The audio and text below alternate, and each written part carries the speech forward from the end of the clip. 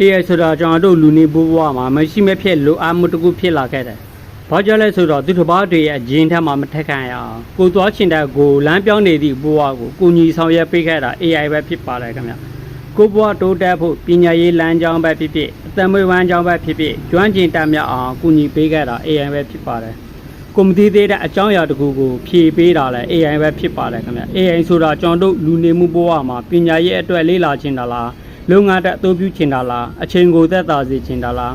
ကိုရဲ့လုံးဖို့ကြိုက်ဖက်အဖြစ်ထားချင်တာလားအကြံဉာဏ်တွေတောင်းချင်တာလားပြဿနာတူကိုတူဖြေရှင်းချင်တာလားကိုဘဝမှာအမှားတွေနဲ့အောင်အချိန်တွေကိုသက်သာအောင်သူတစ်ပါးတွေရဲ့ဂျင်းပေါ်မှာမမိအောင်တို့ဘဝကိုတိုးတက်မှုအတွက် AI ကိုမဖြစ်မနေနေတိုင်းသုံးပြရမှာဖြစ်ပါတယ် AI ဆိုတာကျွန်တော်တို့လူနေမှုဘဝမှာမရှိမဖြစ်